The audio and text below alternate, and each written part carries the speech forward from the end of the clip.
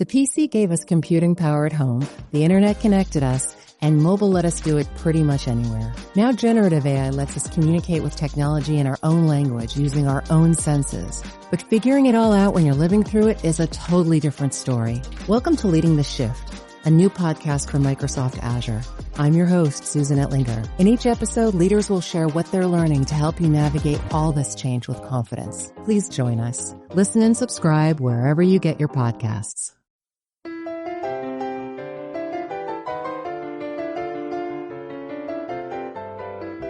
You're listening to the Animation Addicts podcast with the Rotoscopers, episode 32, Mulan, Yodeling Huns. We already have a title that had yodeling in it before? Okay. No. Okay, just checking. This podcast is brought to you by Amazon.com. Amazon is the internet's leading provider of everything, essentially. If you need to buy anything online, go to Amazon. You can join Amazon Prime and get free shipping. They really have the best prices for every niche need that you have, especially if you're into animation. You can find different animated movies. You can find the art and making of animation books. Really, really good stuff on Amazon.com. And hey, it's the easiest way to support the show. So just go over to our Amazon.com affiliate link, go to therotoscopers.com/Amazon, and just do all your shopping needs from there. We really appreciate anyone who supports the podcast in this way. And hey, you don't have to spend anything else. So thank you so much to those of you who have been supporting the show. It really, really helped us in January to cover all of our costs. Hey, that's a good thing, right? Thanks, guys.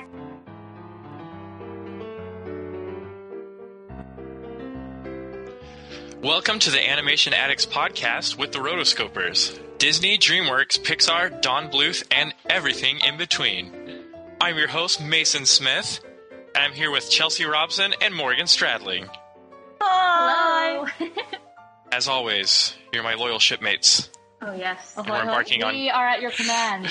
We're embarking at yet another animated voyage. They're probably going to be like, oh, great, Treasure Planet. That'd be sweet. That would be sweet. That's on Netflix now. Of course it is. All the B, C, grade. Like Pocahontas too.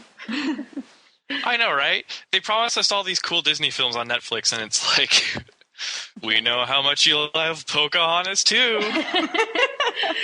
What about Pocahontas 1? Pocahontas 1 is on there, but better yet is Santa Paws and Santa Paws 2. Oh, yes. Oh, is that related classics. is that related to Santa Buddies? Yes. Those are the Santa Buddies. Okay, so Santa Buddies is where they like clone Santa Paws. I don't know. I've never seen it. I've just seen. No, it's just. Yeah, right, Morgan. You said you said you totally watched them. No, I did. She made me watch them. It's like, here you go, Chelsea. You want something to watch, to review? Here you go. Thanks a lot. We give Chelsea all the hard reviews. Yeah. The deepest of the movies. That was just the hardest to get through. Like, no. You know, it's the worst of the worst when Marissa walks in and she's like, oh, awesome. You're like, no. No, it's the best when my dad even walks in. And he's like, this is Disney? This is crap. I'm like, well, Disney has its, crap area. Well, I mean, to be fair, they have their demographic that they're looking for. 5 to 8 years old. Who love puppies. This is what you give me to work with. Well, honey, I've seen worse. We're gonna turn this sow's ear into a silk purse.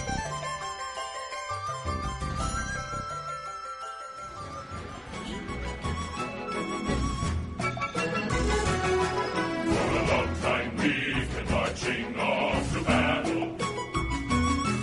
In a thundering herd, we feel a lot like cattle. Like a pounding beat, our aching feet aren't easy to ignore. Hey! Think of instead a girl worth fighting for. Okay, so for our nerdy couch discussion today, is everyone prepared? I am. Do you have your couches? Yes. Do you have your beanbags? No. Do you have your popcorn? Yes. Do you have your big... Do you have your super squishies? What is Your that? what? Ah! Simpsons quote Chelsea should definitely know. You're kicked out of the nerdy couch club. Made entirely out of syrup is what you should have added. Okay. So I came across this because as I was researching Mulan, I came across Mulan's new 2013 redesign. Apparently Disney, they have redone the princesses as they feel the need to do. The princesses weren't good, the way they were. And of course, they needed makeovers in very princessy fashion. So they redesigned them, and there's been sort of a bit of a hullabaloo about them, specific princesses, especially with Mulan. So when I was looking at Mulan, she clearly has blue eyes, like blue-gray eyes in this one picture. And people were freaking out. They said they've been whitewashing the princesses. For example, Jasmine has a lot lighter skin. All of Pocahontas' facial features have changed. Like her nose is more Anglo, and like she lost like the really pretty Glen Keane Native American features that defined her. Same, so those were kind of the three main ones. Tiana stayed the same, but so there's this issue of whitewashing the princesses, and then of course redesigning them. So did you guys get a chance to look at these? I looked at them, and I wasn't a fan. Mulan's not even a princess. Oh, don't even get into that. We're not going there right now. No, it's true. Yeah, those are definitely blue-gray. Yeah. But the thing is, if you go back to the website today, they've been changed back to brown. Like, really? I think people really... Yeah, I'm looking at them right now. Mulan's eyes are dark. Yeah, so there was a period where Disney tried to get away with it, and people were like, But Mulan doesn't even look like Mulan. Like, no. Yeah, I've never been a fan of when they do these redesigns, especially like, just the example that I always come back to is the Anastasia DVD cover. Like, gross. Ew. I love Mulan's synopsis. When her country needs it most, she disguises herself as a man and goes off to fight. It's like, this is a regular thing for her. My country needs me. This is Mulan. Get on my mail gear. This is Mulan. When China's in danger, she cross-dresses. Oh, great granddaughter was a cross-dresser. That's weird. It's like this weird... It's this weird thing. They're like alluding to her job as a Disney princess. Oh, Mulan. No, Are you reading this? No, but should I? You need to... Yeah, it says, meet Mulan. When her country needs it most, she disguises herself as a man and goes off to fight. Oh, she looks gross. She looks completely different in the updated picture. She does. She looks weird. Wait, so you have the old? Oh yeah. There is a huge difference between. Then they show clips down here of like from Mulan in the actual movie, and it's like, what?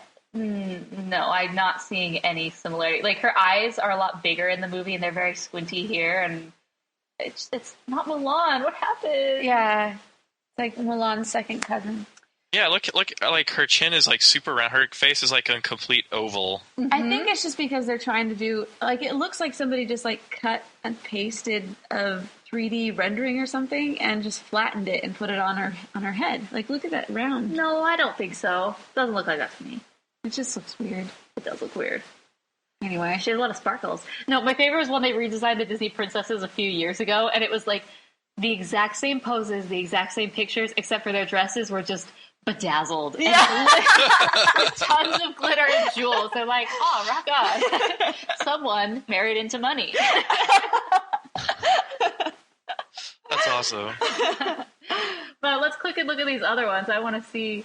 Well, here we go. Pocahontas. Okay, the Pocahontas one, I don't like at all. Oh, no. So there's this one reviewer, I guess we'll talk about her in a minute, but she was criticizing her jewelry. Boy, they really laid it on her.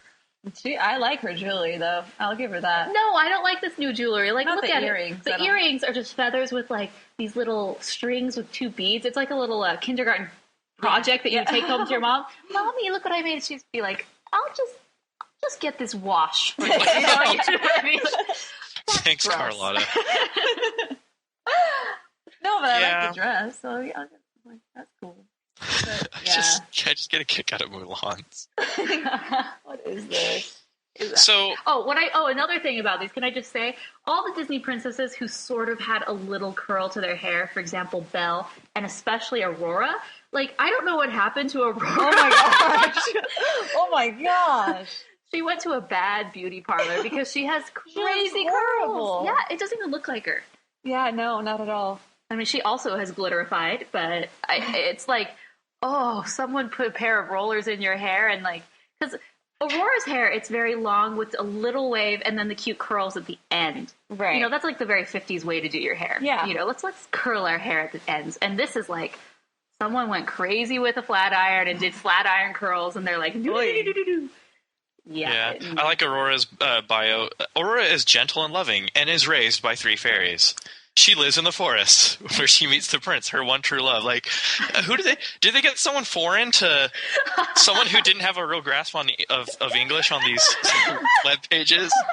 She lived in the forest. Yeah, that's true. It's like they put these women back in their time because based on this dress and the crown, she was not living in the forest during that period of her life. So it's like, oh yeah, she's just living in the forest in these giant gowns. I know. Exactly. My wife say off to the side, my wife saying, Mason, it's for little kids. Give it up. Then we would have something nerdy to discuss. I know. But okay, I'm also noticing there's a proportion thing going on here. Where? Well, look at Aurora's body. They shrunk. Well, they shrunk her torso like they do it with all the Disney princesses. She's got the Ariel treatment. Yeah. Oh yeah. Big head, tiny body, and the right volume. But Sleeping Beauty, and then they did that to the Mulan also, which was the most. Never mind. But anyway, I thought Pocahontas was crazy. Like she was supposed to be like athletic and muscular, and she still kind of is. She's supposed to be an Amazon. But yeah, exactly. But now she has this like I've heard this called the bubblehead Disney syndrome, where it's like their heads are just like so huge, so big. No, and Cinderella, yeah, she got like surgery or something because. She was created in a time when Marilyn Monroe, was the hottie, you know. Uh-huh. It was more of a full figure than tiny. Yeah. Not to mention, like they've been doing this for years, but Cinderella's hair color, like she's like a strawberry blonde. Yeah. But they've just decided, no, that's not cool. Uh-huh. You are blonde, and so she's very, very blonde in the pictures. Hey, get with the times, apparently. Apparently, I don't get it, yeah. Oh, here's Cinderella's. Well, hers is a little more current. It doesn't allude to her still living in her horrible conditions. She still has her mice friends, you know. Yeah, of course. Can't forget those. How do you feel about Rapunzel? I mean, I know Rapunzel's been around for a while, but I mean, they've had to turn her into a 2D model. Rapunzel, let's see.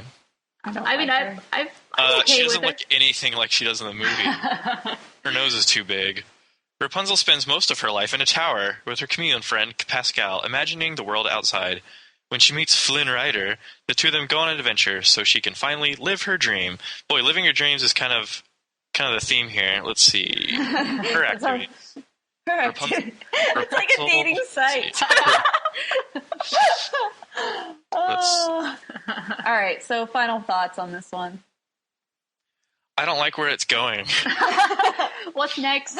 Oh, no bodies and just a head? It's like floating heads. Hello. Like, okay, there's always going to be feminists, and there's always going to be, people who, circulate the whole racist theory on Disney. And this isn't helping. It's like, let's just generalize even more, on these girls that are supposed to be, unique and independent, I guess. I don't know. Yeah, I mean, Disney's going to do what they do. It's just funny that they do it still. I don't like the fact that they've changed a lot of these face shapes and tried to make them more, as some would say, American. I don't know if I necessarily believe that, but then again, maybe I do. Yeah, I don't know. I'm still looking through some of these. I might come back later, play some of the games. Tell us how it goes. I will. Well, my question is who is Disney? Who's the one that's okaying all these? It's like the crusty seal of approval. It's throwing it out there. Like, what is this? I like Tiana's profile. It shows her in full princess uniform, and it shows her as a princess. And the first line is, Tiana dreams of opening her own restaurant. Well, you don't have to dream anymore. You're a princess. You can open as many restaurants as you want. Yeah, you can't show her as a barmaid. It's not cool. Not cool. It does not contribute to the fantasy. All right, guys, let's go kick some honey bun. Citizens, I bring a proclamation from the Imperial City. The Huns have invaded China. One man from every family must serve in the Imperial Army. You shouldn't have to go. There are plenty of young men to fight for China. I will die doing what's right. But if you... I know my place. It is time you learned yours. Mulan is gone. What? You must go after her. She could be killed. If I reveal her, she will be. Prepare to fight. If we die with honor. My name is Mulan. I did it to save my father. Shang! Mulan? The Huns are alive. They're in the city. You have to believe me. You don't belong here, Mulan. Go home. You took away my victory. No! I did. The soldier from the mountains.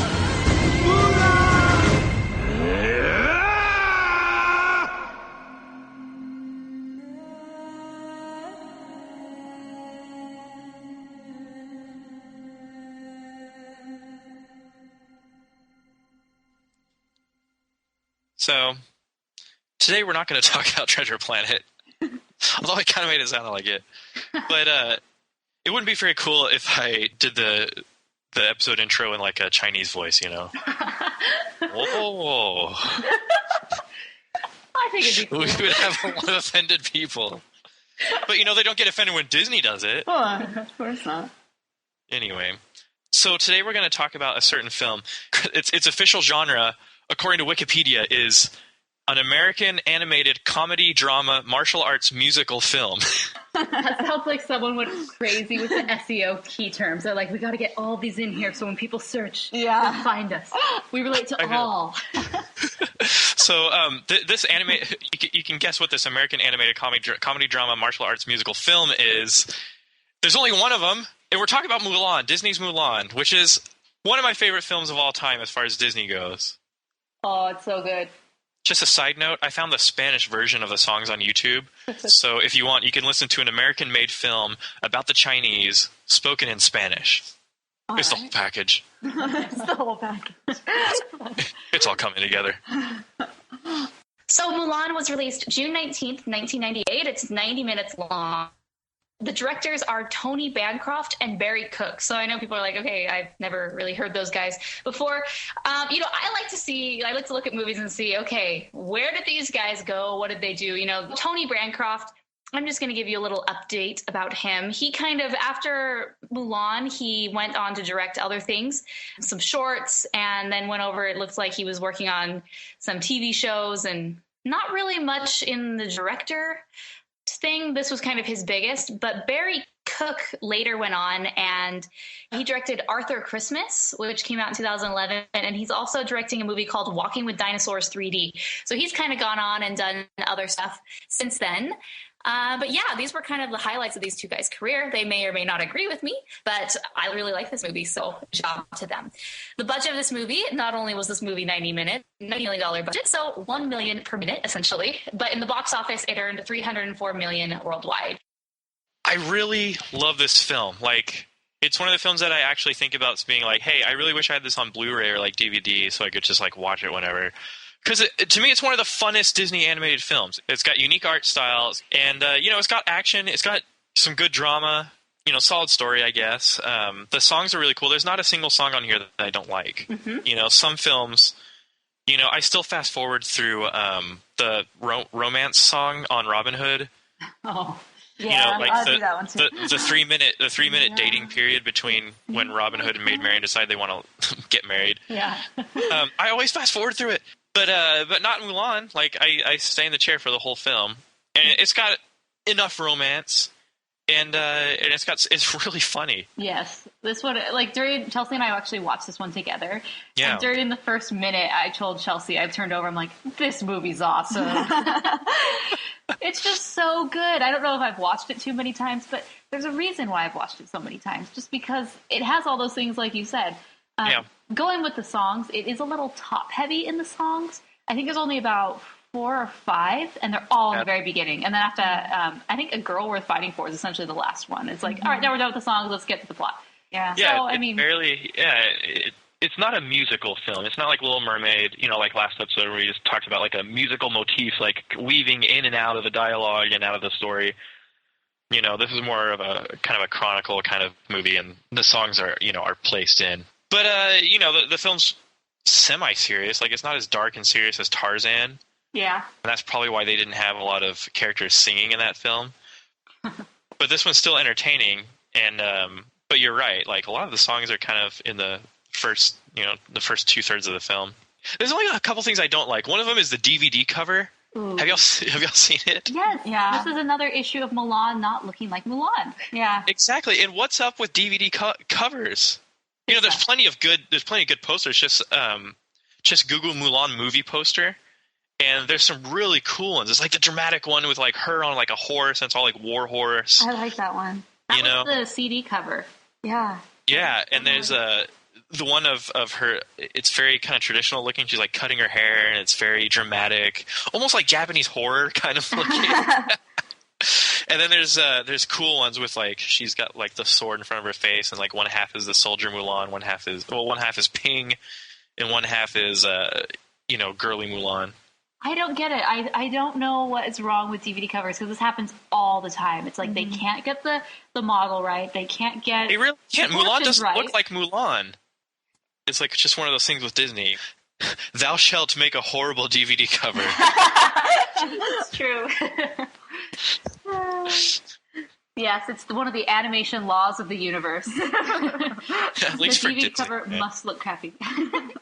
So I really love the animation and the art style of this film specifically. No kidding. I feel like this was the end of the Renaissance, and it's just very angular in design, a bit like Hercules, a bit more. I definitely I like it because it has a different aesthetic than the earlier Disney films, which were a lot softer and more, I guess, anatomically correct in a way. Maybe not. I'm not thinking of Aurora's waist, then maybe not. But like, it's very modern, and it hasn't dated itself. It's just a modern animated film with its design, and I like it. It's cool. Yeah, you're right there. In the early days of Disney, like, everything kind of started to look the same. Mm-hmm.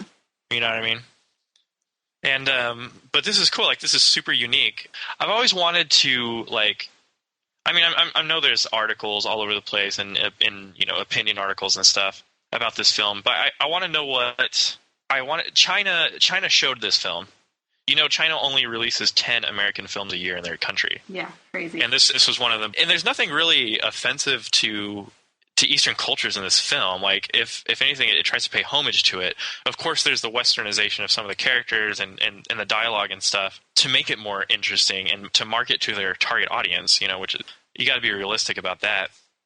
But it's a beautiful film. Like, everything's very Eastern. They made differences in their animation style specifically for this, Eastern atmosphere. Mm-hmm. And so it's cool.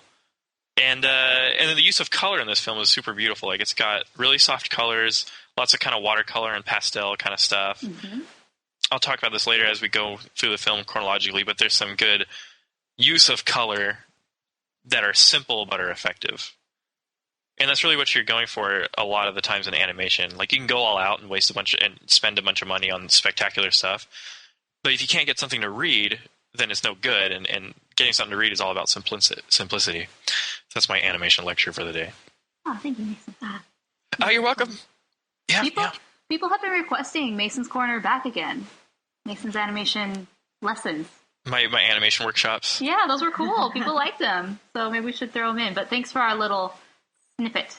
Yeah, I'll sprinkle some mini lessons in during the film, because I think it's important to talk about them in their context, I guess. So let's start from the beginning. Act 1, intro, where Mulan, we are introduced to her, and then she joins the army. Okay, what a cool intro. I love the intro because I love how they just followed like the ink marks. And they just drew everything out. I thought that was really cool. Yeah, this was actually watercolors done on real rice paper. So filmed, because it's like, whoa, how did they do that? And of course, if you understand animation, you're like, duh, I know how they did that. But I don't. So I'm like, oh, that's cool. So it was cool that they kind of did the old school in a way. Yeah. Yeah, seriously. But what a dramatic couple of first sequences in this film. You start off with the it's the Great Wall, right? Mm-hmm. It's dark and scary. And then the Huns start invading, you know, and then the coolest line ever, "Now all of China knows you're here." You know, and Shan Yu's like, "Perfect. Bring it on." No, I thought that was really cool how they introduced the Great Wall, which is probably the most recognizable part of China, and how it was used back then. I mean, may or may not be true to the time period or whatever. Definitely not ninja grappling hook proof. No, that's not at all. Fact, people. But you know how they use the fire signals to create awareness and let them know he's here, and yeah, I really liked it. It's really fun. It's scary. It makes you really fear Shan Yu at the very beginning. Like, man, this guy is serious business. It makes you fear him and hate his little hawk minion. You know, this elevates him right up to Maleficent because she's got the crow that ruins everything. Okay, did you guys see Dark Knight Rises? Yes. Yeah, okay, to me, finally. Let me know what you think. To me, Shan Yu is like the Bane of the Disney villains. Because he's huge. He's like this, like, he's drawn as this, like, hulking triangle of Mongolian muscle. Pardon my alliterations. But he's also a military genius. You know? Yeah. When he's fighting, he always goes for what will be strategically advantageous for him first. You know, he's like, "Oh, you think dragons are your ally? You really adopted the dragon." Anyway, your precious doll, gratefully accepted. But anyway, and he has a thing for dolls, so he's like he's got a soft side. Yes. Just kidding. He wants to kill children. But you know, he's very dun dun dun. Like, he's very dark. He's got yellow eyes. Yellow eyes. Cocaine addict. No, or he's just related to the bad kid on A Christmas Story. You know, the one who has yellow eyes. That's what I always think about. All the worst people have yellow eyes. Oh, so defend our listeners who have yellow eyes. Sorry. But think about this guy. He's strong enough to slice through a tree while he's on top of it. That was awesome. But he's also smart enough to send to kill all evidence of where he is, besides one. You know how they do that? The guys come in and they're like, "We have brought prisoners." And he's like, "Tell your emperor to send his finest troops. I'm waiting." And he's like, "How many messengers does it take?" And the guy's like, "Is that a joke?" "No, it's not." Zing! Zing. But anyway, I'm just a big fan of Shan Yu. The nerd in me appreciates him as a great villain. But the hawk is annoying. I'm glad it gets its due reward.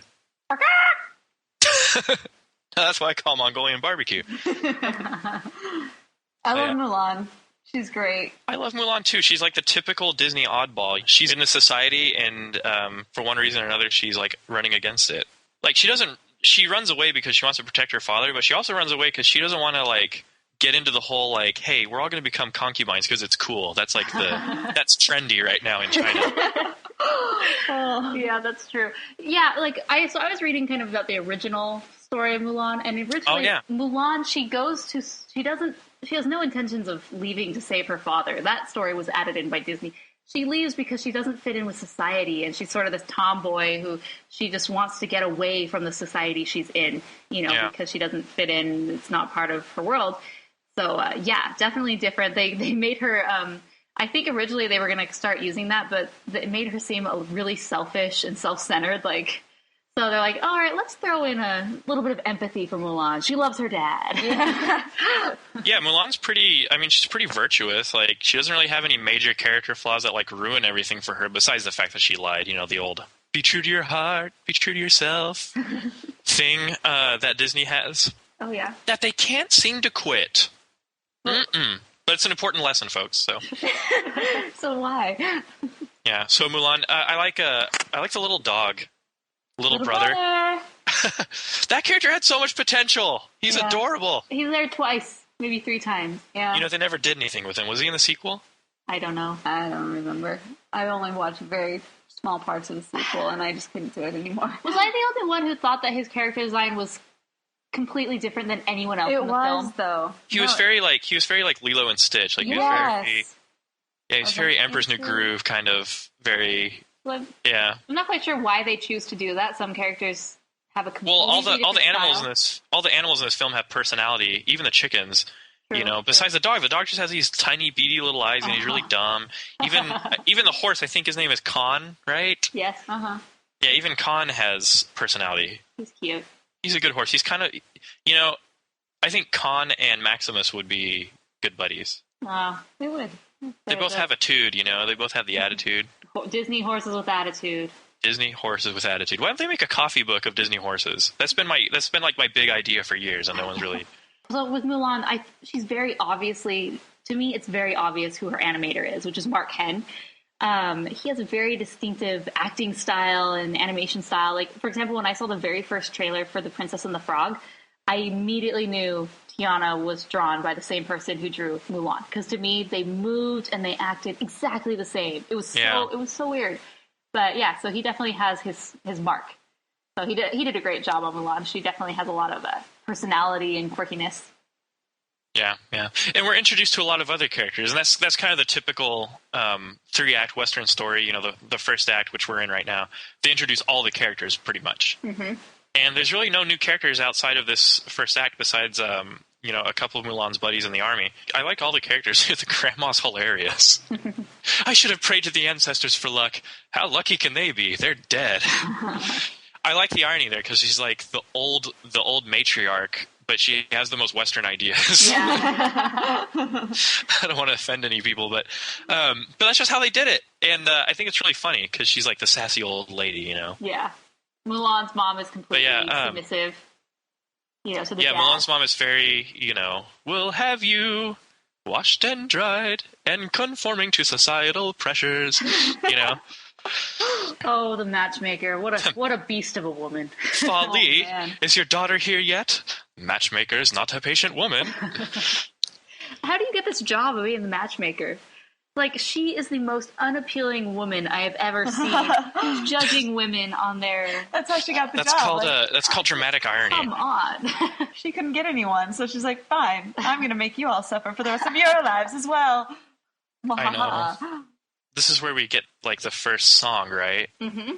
Yeah, this is the first song of the film. And I like it. It weaves in and out of the cool, like, kind of funny, like, hey... We're gonna turn you into this, like, I can't say geisha because that's Japanese culture. No. We're gonna make you into this, this pretty girl. But at the same time, Mulan's like, I really don't want to mess this up, but I just want to make my family happy. Mm-hmm. But I really don't want to do this. Yeah, it's sad because she really wants to do everything she can to make, the family honor thing is huge. So she wants to impress society and her family, but it's not in her nature. Yet there's no other option or alternative for her. So that's kind of like her big internal structure. It's like, do I have to? Yes, I have to. I'm not very good at it. And the whole matchmaker fiasco is, proves it. Of course, there's a little critter who gets in the way. And I love what it's a fiasco, and it's caused by a critter. How do you take the teacup that has the cricket in it that will surely cause a chain of reactions, ending up with a lady on fire? Yeah. The foresight of Mulan. How do you be non-awkward about it? She's like, can I just take that back? And then I don't know. The matchmaker gets like so offended by it. She's like, no, give it back. I'm going to cause this huge thing. Fa Mulan, present, speaking without permission. Like Mulan could not get it right. That's like pre-animation classes at BYU. Mason Smith, present, speaking without permission. Just kidding, but only kind of. So next she goes home, and I feel really bad because her dad walks out of the house and he looks at her like, "Hey, how did it go?" How did it go? And she just hides her face and hides behind the horse and walks away. Like, oh, you gotta know. Like, ultimately, don't children just want to impress their parents and make their parents proud? And in that moment, it's like, oh, I feel really bad for her because she tried her hardest and it just didn't work out. And then later we discovered that, all of the firstborn of each family, the male of each family, has to go to war. Unfortunately, thanks to the one child rule, I don't know if they had this rule, but you can only have one child in China. They only have a girl. So the father, who is crippled from his previous war, has to go. And Mulan does not think it's fair. She doesn't understand why someone who already served his time has to go back. And then he's just all about, no, this is the way society does it. You need to learn your place. And it leads to a big moment for Mulan. Boy, this scene really makes you hate Chi Fu. Yes. Who's the most let's see, exaggerated of all the Chinese characters. Did you know that Chi Fu in Chinese means to bully? I'm not surprised. Yeah, he's a bully. Okay. I'm not surprised. He's a little shrimp. Shorthand syndrome. And he has one chin hair / beard. It's like, woo! Yay, but he's got a girl back home who's unlike any other. I love that song. But anyway. Question, girl. There's and then enter the dramatic Mulan's decision music with like the heavy synthesizer and like the super cool lighting. You talked about the music. Like whenever I hear the scene, it's so much different than anything else. The music than anything else in the film. It's so different.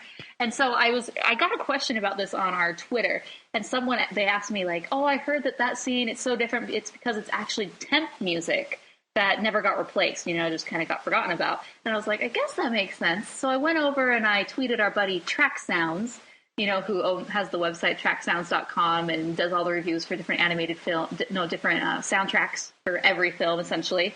And I asked, "Hey, what's the deal? Do you know anything?" And he said, apparently there was a big heated debate between the director and Goldsmith, who was the composer.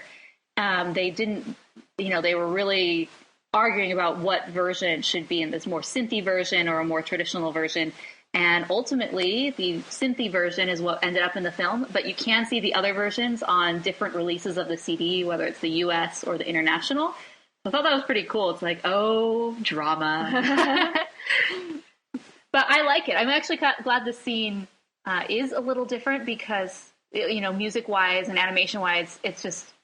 I think it actually was one of the very first ones animated, and it just makes this very clear. This is a huge, huge moment. Yeah.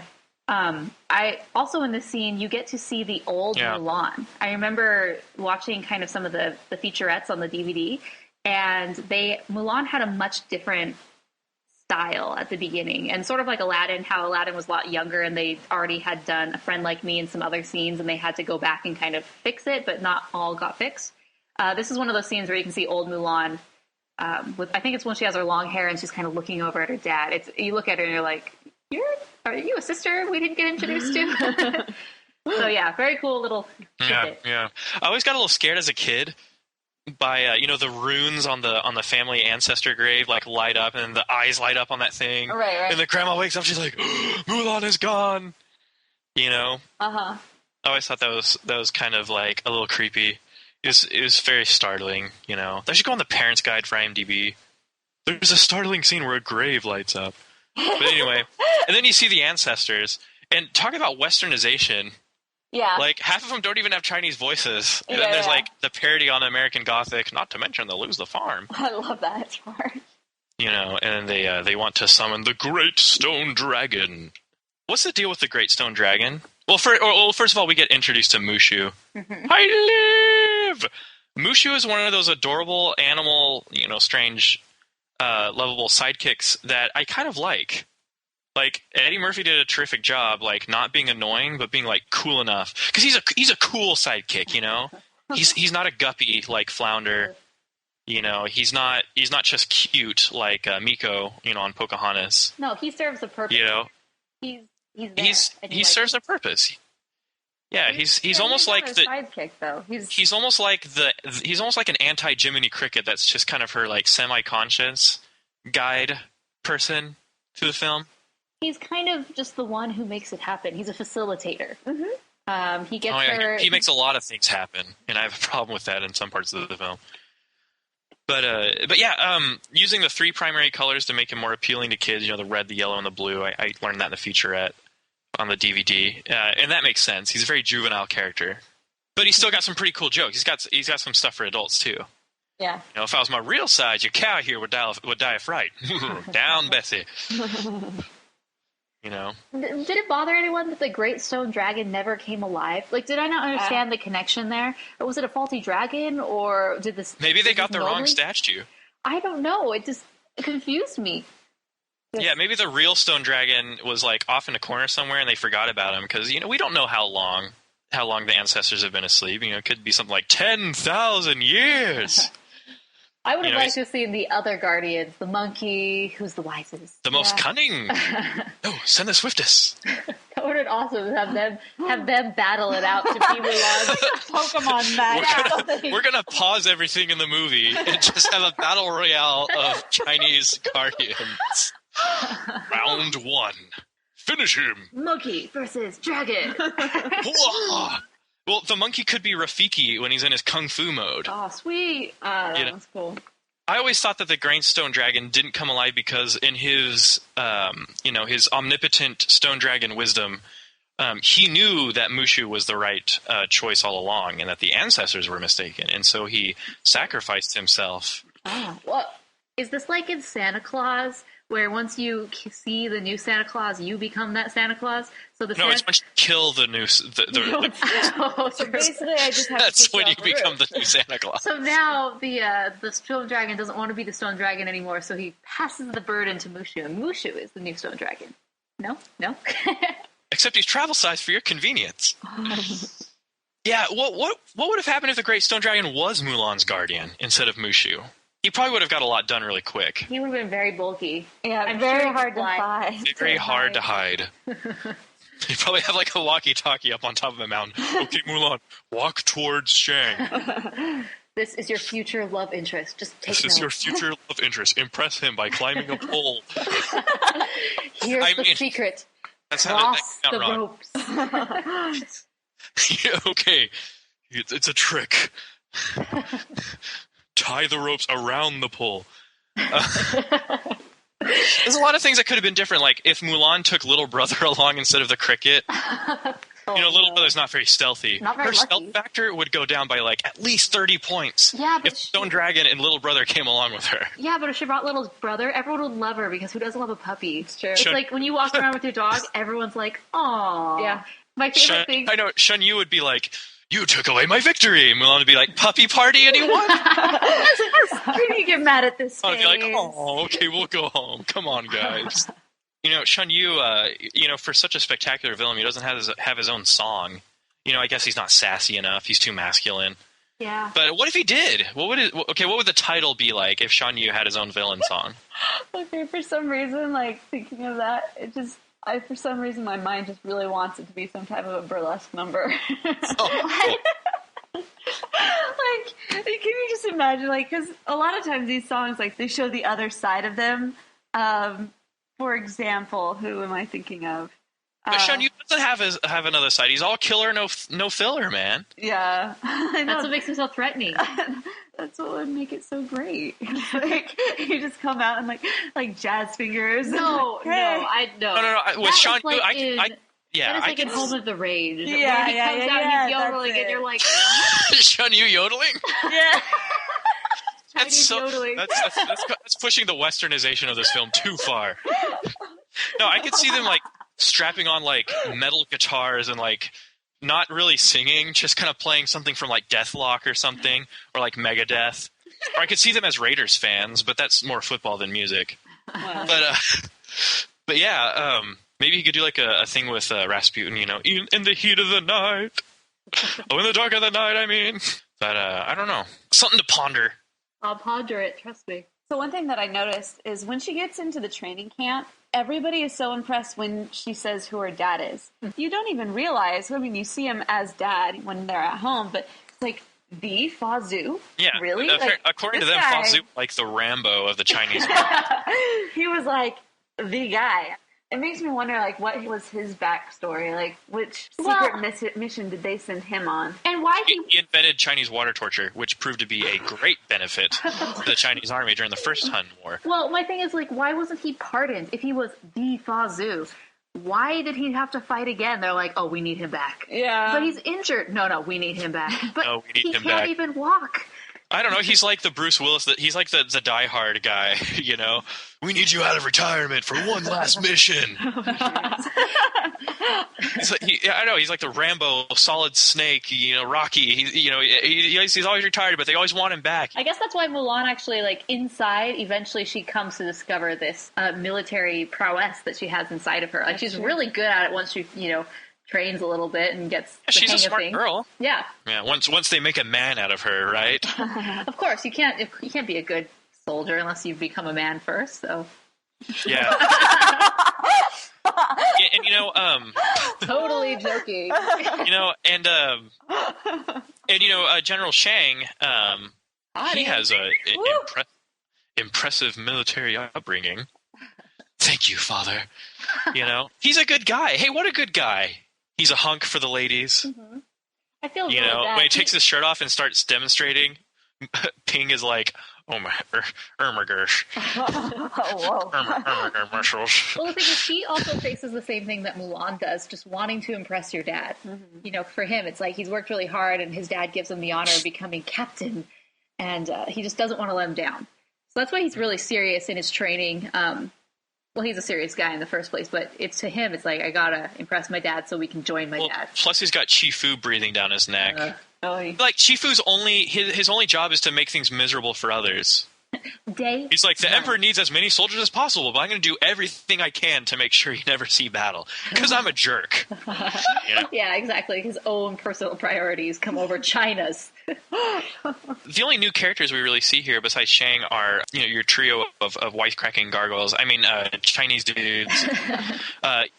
Yao, King of the Rock, and Ling, the yellow guy, and Xianpo, who is, chant with me. I like them. Red, yellow, and blue are their corresponding color schemes, and it kind of fits their personalities. If you read a little too much into it, getting into like Hartman personality profiles, the red personality, the yellow personality, it doesn't match them exactly, but I would like to think that's kind of the basis they worked off of. And I love that they're all significantly different. One's short and fat, one's skinny and tall, average size, and the other one is huge and big. I know, and lovable. Yes, and loves food, figures. Loves food, the beef, pork, chicken. I like those guys. They're really funny. I like a story where people start off as enemies and then they become friends. Because they really don't. Nobody likes Mulan when she first shows up because she doesn't know how to be a man. Yes. They're disgusting. And strut. Slap is behind. He'll like that.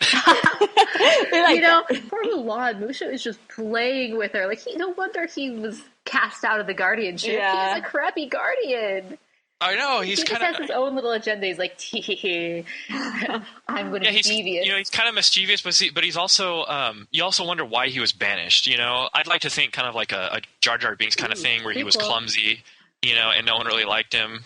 Well, obviously, it worked out so great for the other guy. Your actions left Farbane to disaster. Yeah, thanks a lot.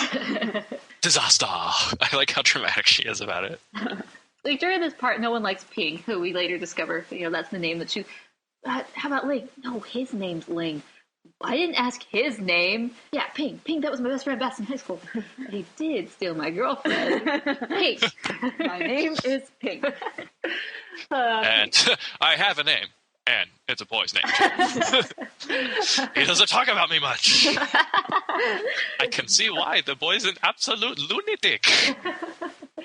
But during this part, there's lots of fighting and gross boy stuff. And, I don't know, just fighting. It's like, guys, why do you have to fight? Of course. But, there's lots of teeth falling out during this sequence, and I don't like it. Very much disturbs me. Ling gets punched in the face and his teeth fall out. Then Yao climbs the thing and his teeth, scrape against that wooden... And, I'm like, oh, yeah. He tries to use his teeth to climb the pole. Yes, and it leaves a big groove, a big indent, and I'm just like, shudder. I don't know. Teeth, no. That's I know, and Ling falls on his face and then folds over backwards. Yes. Very Home Alone. Very Home Alone. Xianpo falls down and the whole pillar just bounces. Yeah, but there's a lot of teeth falling. Ling takes the most abuse. He definitely does.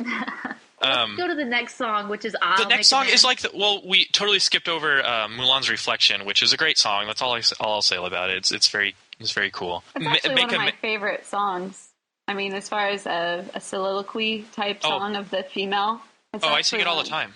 It's a really good one. So yeah, shout out to that song. This was actually the song that brought Christina Aguilera to the American audiences. It's true. Not this version. This version in the movie was sung by Lea Salonga, but you're talking about the R&B version. Yeah, the R&B cool version with Christina Aguilera. Credits. She wasn't known, and this was such a hit that it brought her to U.S. stardom and then started her career. So she owes Disney a lot. Okay, she does. Seriously. She was a Mickey Mouse kid, and everything is about. Yes. So we kind of segue into this song, which is kind of the coolest song in the film. Oh, this is a very top Disney song. Yeah, it's one of the top 5 songs played at the MTC.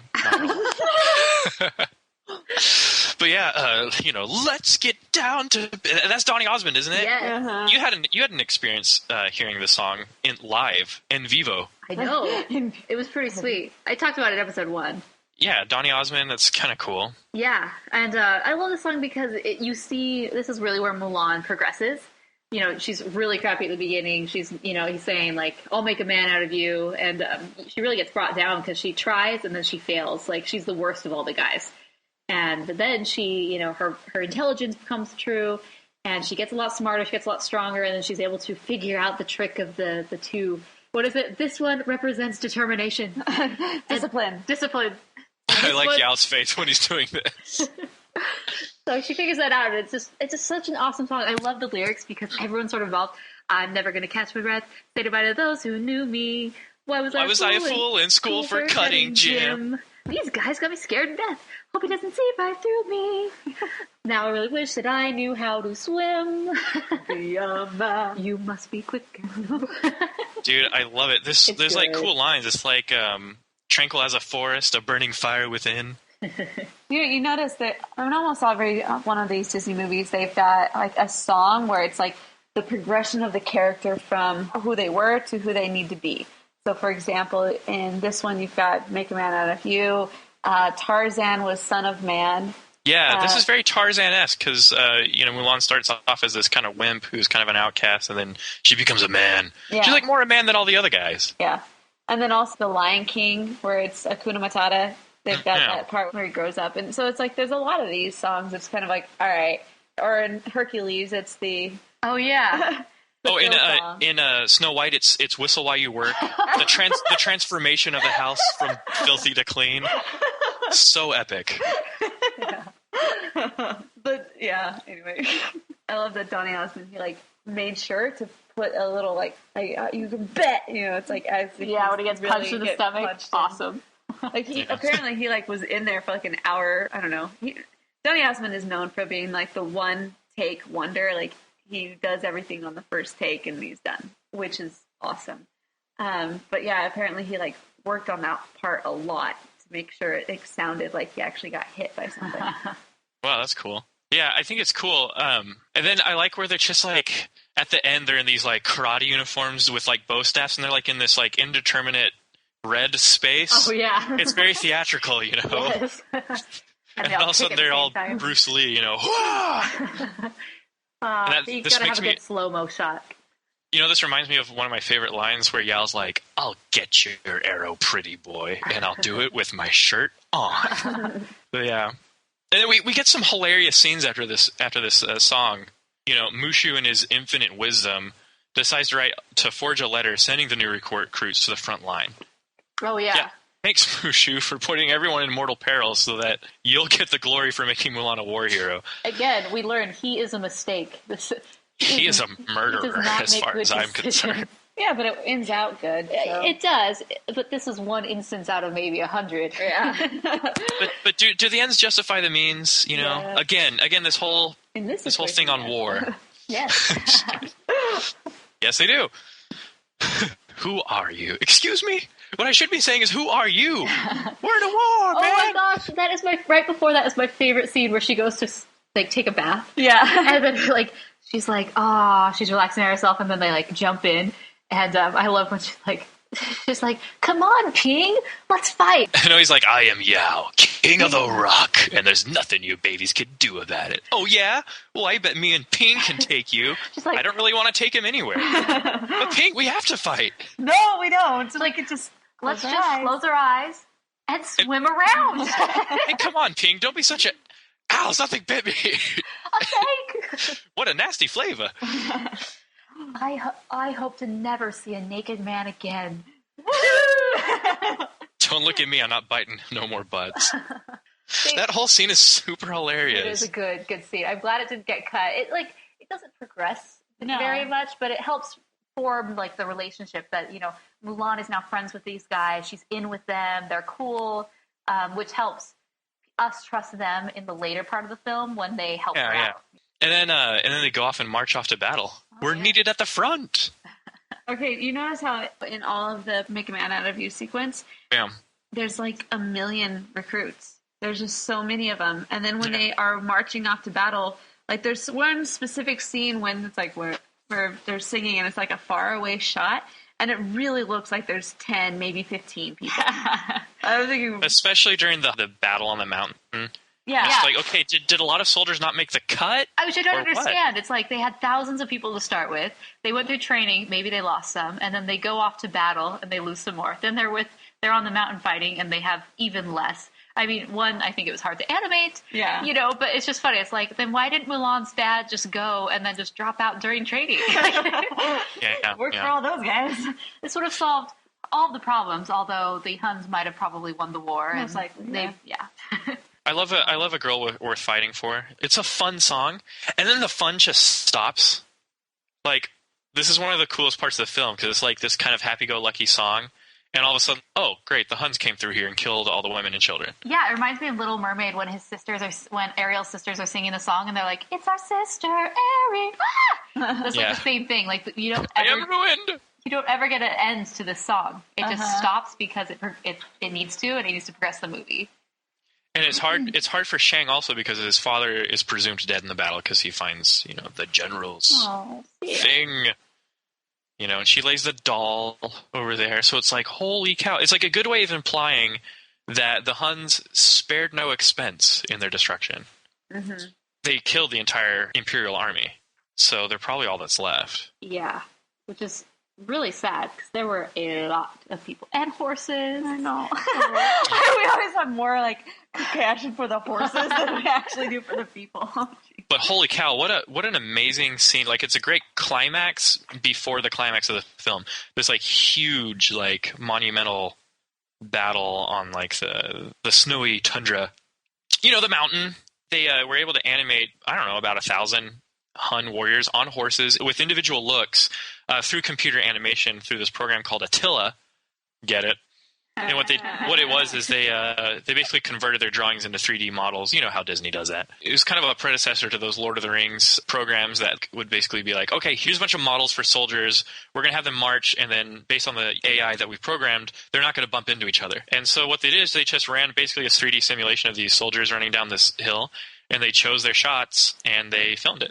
It's all in the making of featurette on the DVD. It was beautiful cinematography. All I know is the first time I ever saw it, I was blown away. And I just remember thinking, whoa, that's so many people. And did you notice that Mushu was the reason why the Huns got into fighting them in the first place? Because he blew off the cannon? Because he blew off one of the cannons. Well, no, but get this. Like, okay, so the cannon goes off. He's like, you let them know our position. But it's like... He screams it. No. Not even that. Like, then all of a sudden a bunch of arrows come from directly above them. So I'm like, even if you didn't let them know their position, they were probably watching you for like 15 minutes the whole time. Yeah, like, I guess. I didn't really buy it. I guess so. And Shang's got some military moxie. Ping, aim the cannon at Shan Yu. Like, I'll take... You know what? He killed my father. I'm going to blow him up with a missile. What a cool scene. Like, it's so frenetic. It's so, like... It's got so much energy in it, from the avalanche to getting away from the avalanche, and then Mulan's, like, falling off the cliff, and then she shoots an arrow, and he's like, I let them slip through my fingers. Great, now I'll pull him to safety. It's very Star Wars. Like, it's got, like other blockbusters that has humor, mingled in with, like, the epic battles, of course I'm going to allude to Star Wars in every episode. Of course. Shanna's laughing at me right now. No, but I never really bought this. Like, how thick and strong is that string on that arrow? It's Chinese made. You can pull a horse, a person, and a guy. It's Chinese. It's Chinese rope. It's like elvish rope. Elvish rope. And then there's the awkward scene where the doctor, like, comes out of the tent and he's like, we got a problem here, dude. Yeah, that moment when he walks out, it's like, it's a girl. And then you see, where did they get the medic, though? That's my question. Exactly. Like, they're on the pass, and it's like, where is this medic coming from? I don't understand. I don't know. Maybe he was just hanging out in the mountains, Maybe he was with them. We just never saw him. Maybe. But I always agreed, too. I'm like, did they have time to send him to get somebody? And then... Yeah, I don't know. And then, in typical 3-act fashion, at the end of the second act, you got this, like, low point where everything's pretty much dashed to pieces and there's no hope. Okay, so Shang gets the chance to kill Mulan, and Shifu is very disappointed because he wants justice, and that's the law, that you get killed. And he's more, weren't you saying this, Chelsea? Yeah, it was, I felt like it was very like Law of Moses type thing. Like really going back to the eye for the eye, tooth for the tooth thing. It's like a life for a life, and that is repaid. I'm thinking, is that really, I don't know if that's like part of their culture, is it? I believe there's pretty harsh punishments, for what they define as treason. Yeah. Like Chifu, of course, he freaks out like a nincompoop. I knew there was something wrong with you. Yeah. Treacherous snake. Sad. And then Mulan is like, snake. And then Mulan's like, let me show you how snake-like I can be. That's how it should have gone. Yeah, it's pretty sad. Yeah. But, and at the same time, it's like, Mulan definitely feels like she should give up because they did defeat the Huns. She did save her father. Yeah. She's just dishonored, and she's like, well, I guess I better go home and face my family. But the Huns come back. Yeah. They popped out of the snow like daisies. Man. What's really funny, as they're popping out, the one thing that I realized was like they're kind of like the antithesis of each of those main characters. Each one of the Huns has like their Chinese counterpart in Mulan's little company of people. Yeah, there's like the skinny assassin guy. There's like the big burly guy. Yeah, there's the big fat dude. But it's cool. Some major effects going on here for this big celebration. The dragon and the huge crowds of people. Again, using the Attila program to make all those characters. And there's also a hidden Mickey in there apparently. Ooh. If you look in the crowd. Yeah, check it out. Suppose there's a hidden Mickey on Khan's polka dots or whatever. He has like a few spots on his body. There's a hidden Mickey there. Oh, yeah. And apparently there's hidden Mickeys on the stairs of the Imperial Palace. Well, they just like... And apparently there's a hidden Mickey on Mulan's forehead. Apparently Mushu turns into Mickey for one frame. Like Aladdin.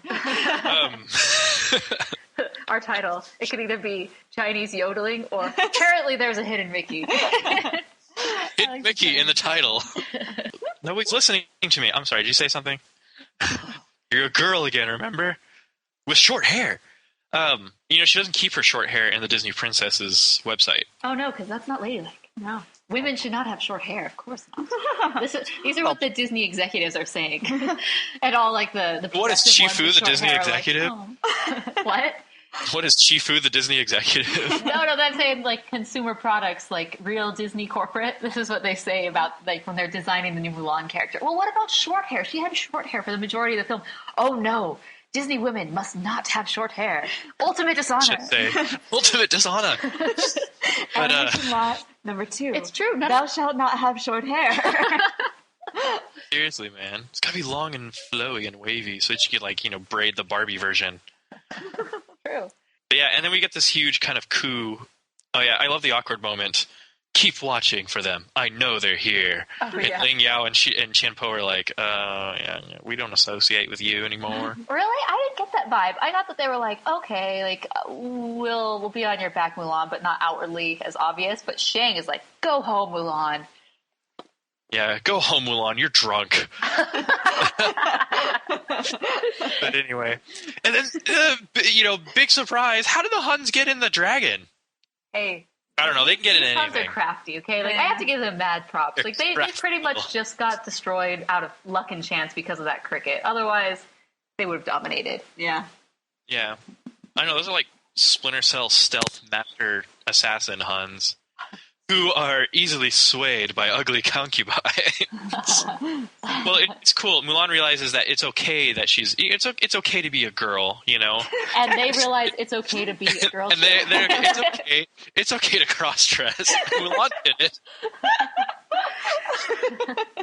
Everybody loosen up a little. It's like a girl dressed like a girl. I really thought that's a funny scene. Concubines. Ugly concubines. Oh, it's one of the best quotes. Yeah. Because they're like, ooh, and then, ugh. But then one of them kind of likes him, and he's like, dude, come on. Dude, what are you doing? You're totally going. But you changed. You went across the line. He's like, dude, bro, come on. this is where the martial arts really takes place. You know, Shan Yu, he's like all brawn. You know, headbutts Shang in the head with his head, and I was expecting Jafar to come in and be like, someone's using their head. The pun master. Oh, yes, the pun master. Opposed to the page master. Yeah. Oh, my gosh, I remember that We movie. gotta do that one. Oh. No, but I love this because like this is where Mulan really shows the best of both worlds. She disarms him using her martial arts skills, which is male-dominated. That's from the male world. But with a fan. Yes. Which is from the woman's side. Yes. Which is typically sissy. Yeah, so she defeated the most horrific, terrifying guy in all of China and Mongolia and essentially the world at this point with a fan, which is pretty impressive. And actually what I really like about this is actually a real-life martial arts move. Yeah. When you take the fan and kind of use it to, I don't know if necessarily a sword has to go through the middle of it, but apparently it's a real move using a fan. Pretty awesome, I think. Cool, authentic. And you got some cool lines, you know, Shan Yu's like trying to intimidate the emperor. Bow to me. He's like, no matter how the wind howls, the mountain cannot bow. Oh, what a cool guy. I know. He's like, then you will kneel in pieces. You know? If you will not bow before a sultan, you will cower before a sorcerer. Again. You know, across continents, Jafar's like looking in his crystal ball. He's like, man, I have so many good lines for this. Shan Yu, what are you doing? I did this before. Shan Yu, no, more puns. They want more puns. Make Mulan your slave girl. Come on. Put her in the hot red outfit. Put her in the hot red outfit. Lick the piece off her cheek. My lovely Chinese blossom. That would go perfect. That would be perfect. Dude. I bet, you know, in the villain underworld, you know, down with Hades, Jafar probably, like, took Shan Yu aside by the shoulder, let him off, and was like, Shan Yu, you did great. Just a few more pointers for the next time you're resurrected for Kingdom Hearts. Maybe a little more feminism, you know? It's okay. It's okay. Notice all the cross-dressing going on. Take Ursula here. You don't know what she is. But anyway, she had short hair. See? Yeah, that's true. Oh, man. And what an entertaining finale. He does get blown up by a rocket in the end. Those are the caricatures of the Disney directors in the fireworks booth. Again, another thing done in Aladdin. Yeah. Another suitor for the princess. Another concubine. Seriously, I don't know why this Disney concubine thing didn't take off in the parks. Oh, that's Chin Po. Concubine Chin Po. That's my favorite Chin Po. I think the title of this episode should be The Power of Cross-Dressing. There's a lot of good stuff already. But I do love, it's a very satisfying ending because the Emperor, I have heard a great deal about you, Mulan. That was in the previews, you know. And the previews were super dramatic too. Triangle cheeks. Yeah, and he's like, oh, you have saved us all.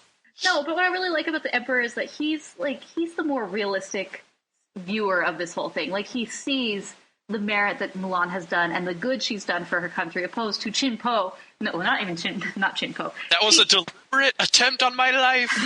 Yeah, Shifu still doesn't get it. He's like the letter of the law, while the Emperor is, you know, the spirit of the law. Like, I understand you're a woman, you shouldn't have done this, but I'm really grateful you did. Here's this medal, here's the sword of, which I'm impressed he gave that to her. Yeah. I feel like that should be in, like, the Chinese museum.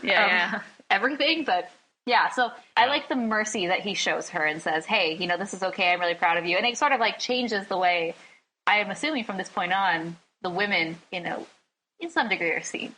Well, in the sequel, they play off of the fact that Mulan's actions actually change the way China sees women. Yeah. Because may or may not have been historically accurate. Because in the sequel, Yao Ling and Shin Po, they actually go to the matchmaker to get wives, and they're like, oh, we don't do that anymore.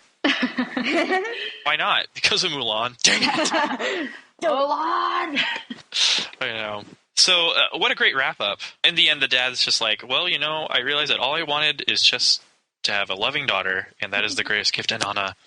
Plus, he killed a bunch of Huns. That is even more honor. Yeah, like, she shows them, she's like, here's the medal of the Emperor and the short sword of Shan Yu. And he just throws them to the ground. He's like, I don't care about that. It's all about you. Yeah. You know, family's more important than honor and prestige. Yeah. So, and then, is this where Fa Mulan lives? Sign me up for the next war. Would you like to stay for dinner? Would you like to stay forever? Yeah, so I like, because this isn't like a blatantly, obvious romantic storyline, but it's just like a little hint of it at the end, that he did really actually like Mulan and respect her. I love a girl like that every dynasty. Shang. I know, I love it. Shang's not the most romantic of all the Disney guys. Aladdin's like, wow, and Eric's like, I gotta find her, Grimsby. Shang is like, you fight good. Yeah. You fight good. You can tell why he became a jock and not a scholar. You fight good. Good old Shang. I always remember feeling kind of let down that there wasn't more of a romantic relationship type there. I think, but at the same time, you're going through it, and you're like, oh well, it is better that it's not, because it definitely wouldn't have matched at all. Well, I mean, could there have been more because she was a man, perhaps? I know, right? I know Shang still had to come to terms with the fact that he was dating a crossdresser. He's like, how did I miss this? That was really creepy when I was walking to my tent and she was like, I think you're a great captain. Like, Teen, why did your voice change just then? She's like fangirling out. Well, so what a great film. And then they wrap it up with, who sings the whole True to Your Heart song? Would be 98 Degrees. Oh my gosh. True to Your Heart. I love that one. Is it Nick Lachey that's that? No, that's he's... No, Nick Lachey was 98 Degrees. He wasn't cool enough to be in the Backstreet Boys. Oh, that's true. I did think the ending was a little weird because, like, it sums up with Mulan and Shang, and then it goes to the ancestors' party, and then Mulan just sort of, like, pops in at the very end, like, hey, and then, gives the, the beach balls flying around. Like, it was odd. Thumbs up. I approve. Yeah. I approve of this shindig. But, anyways. Yeah. So, what do y'all rate it? Okay, so I'm going to rate this 4 stars. 4 stars. I gave Little Mermaid 4.5, Beauty and the Beast 5. This is really good. This is one of the top of this era. It's not 4.5, I guess, just because, I don't know, it's just really good and has everything going for it. I love Mulan. I love the story. Like, when you talk to, like, different people and you say Mulan, everyone's like, oh, I love Mulan. Mulan is a good Disney movie. So for that reason, and it took you to a different part of the world, which I appreciated. And I liked seeing, these different storylines from different cultures, and it was cool. I liked it. Mulan's awesome. I give it 4 stars as well. I give it 5. Really? Wow. Well, why do you give it 4, Chelsea? Well, for me, I don't know. It's not like it was missing anything that I can really put my finger on, but it's like Morgan said, just a really good movie. And I don't know. I think for it to get to the 5-star level, it's got to make me feel it like even more. Like, I don't know. I don't know. Because every time I end the movie, I feel like getting up and dancing and being so happy. But I don't know. I'm going to change mine. Okay, go ahead. I'm going to be 4.5. 4.5? Because that's more like it. Yeah. I'm thinking, I'm like, can I really rate this higher or lower than Little Mermaid? And I'm like, no, this is like on par, which is pretty impressive considering it didn't come during the early part of the Renaissance, but the latter part. So this is a 4.5. It's not quite a 5, but it works. Yeah. All right, well, I'm going to give it a 5. I realize that I like this film better than The Little Mermaid. Ooh. And probably better than Beauty and the Beast. Really? Which may seem hypocritical because, like, I don't know, we're supposed to love the Renaissance, and I do love the Disney Renaissance movies. This is where Jafar comes in. You will love the Renaissance. But you're so old. But anyway, I really love it. Like, I don't know, it just did it. It just clicked. Like, this movie kind of has it all as far as a good Disney film. Can I ask you a question? Like, why do guys particularly love Mulan? Because a lot of guys I talk to really like it. I don't know. Because it's got action, and I'm sure they really love the whole, like, military camp parts, especially Make a Man Out of You. I don't know. I like it because the art style is really cool. It's really funny without being, like, over the top like Emperor's New Groove. Oh, yes. Totally annihilating the wall between the audience and the universe of the film. But I just think it's really good. Like, it's the film that everyone loves. No one has anything bad to say about it, unless you're like a Scrooge and it's like, racism. But feminism. Yeah, I just think this is a great film with very entertaining songs, entertaining action, and an entertaining art style, and so it's, like, really good. Awesome. That's my extremely articulate and educated... I think all of us were not on our A game for that. It's cool. Mulan fights good. She fights good.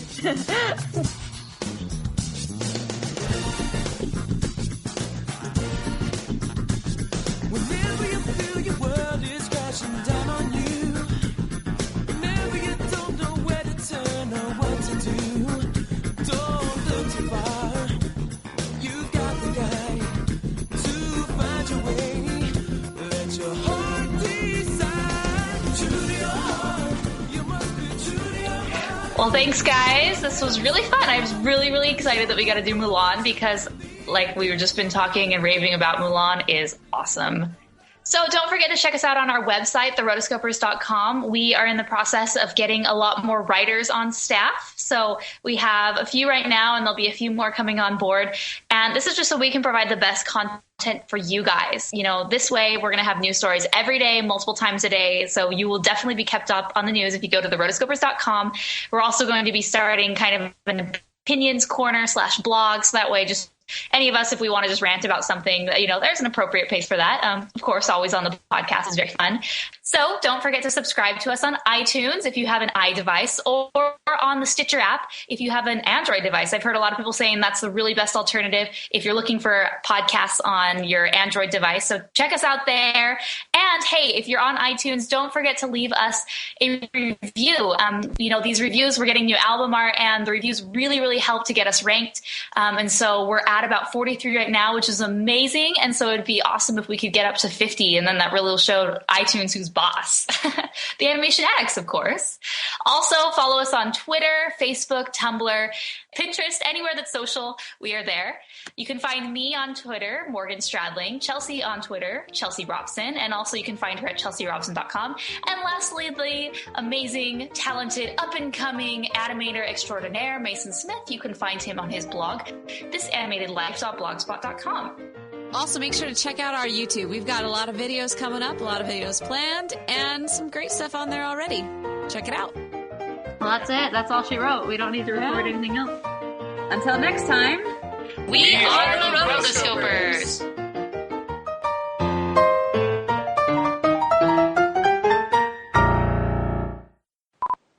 Cool. That's cool. We should make up some sort of Rotoscopers pledge, you know, like Jesse and James on Pokemon, or like awesome. the beginning of Captain Planet. Animation, business, music, or marketing. with your powers combined, I am an animation addict. We're the Rotoscopers. You can be one too. Rotoscoping is the thing to do. Being a stuffy critic is not the way. It's not even out yet, and they're already like, we're banking on a sequel. This is going to be like Cars with snails. Like, oh, DreamWorks, this is why you're having to fire people. Poor decisions. Oh, no. You boys owe me a new pair of slippers! And I do not squeal like a girl.